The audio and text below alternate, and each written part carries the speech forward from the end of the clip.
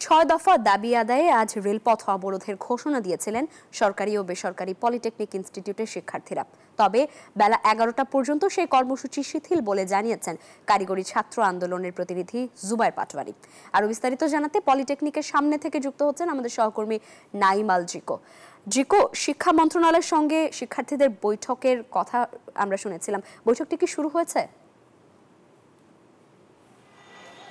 যেমনটি বলছিলেন যে শিক্ষা উপদেষ্টার সাথে কিন্তু আজকে পলিটেকনিক ইনস্টিটিউটের যে সমস্ত সমন্বয়করা রয়েছেন তার দ্বারা কিন্তু একটি বৈঠকের কথা রয়েছে। এরই মধ্যে প্রায় 45 থেকে 1 ঘন্টা আগে কিন্তু ঢাকা পলিটেকনিক থেকে কিন্তু তাদের সমন্বয়কের যে একটি দল কিন্তু গিয়েছে সচিবালয়ের উদ্দেশ্যে। সেখানে 1টা পর্যন্ত তাদের এই বৈঠক হওয়ার কথা রয়েছে। সেখানে আজকে যেই বৈঠকে সিদ্ধান্ত আসবে সেটির উপরেই আসলে নির্ভর করে পরবর্তী কর্মসূচি ঘোষণা করা হবে বলে কিন্তু আমাদেরকে জানানো হয়েছে। তো আমি এই মুহূর্তে রয়েছি ঢাকা পলিটেকনিকের সামনে। এখানে কিন্তু বেশ কিছু শিক্ষার্থী থাকলেও সেই ধরনের কোনো উত্তেজনা নেই, যেহেতু আজকে একটি বৈঠক রয়েছে,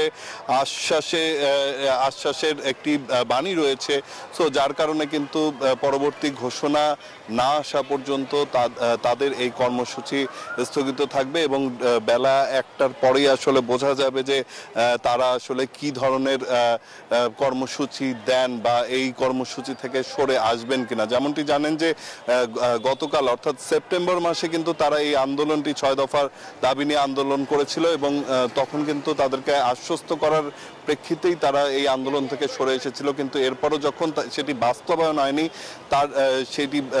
তার কারণেই কিন্তু গতকাল রাজধানীর তেজগাঁয়ের যে 7 রাস্তা মোড় সেখানে কিন্তু শিক্ষার্থীরা অবস্থান নেন এবং তারা কিন্তু সকাল থেকে শুরু করে সন্ধ্যা অবধি তারা তাদের এই কর্মসূচি চালিয়ে যান। যার কারণে কিন্তু পুরো রাজধানীতে আসলে ব্যাপক যানজটের সৃষ্টি হয়, মানুষও ভোগান্তিতে পড়ে। গতকাল দেখেছেন বৃষ্টি হয়েছে, সেই বৃষ্টির উপেক্ষা করেই কিন্তু তারা এখানে উপস্থিত ছিলেন। তো আজকে আসলে বেলা 1টার পরই বোঝা যাবে তাদের পক্ষ থেকে আসলে কি ধরনের কর্মসূচি আসছে এবং সেটির উপরে নির্ভর করে তাদের দাবিগুলো আসলে মেনে নেওয়া হবে কিনা সেই বিষয়ে আসলে নিশ্চিত হওয়া যাবে। তো এই ছিল এখন পর্যন্ত আমার কাছে এখানকার সবশেষ তথ্য। ধন্যবাদ আপনাকে।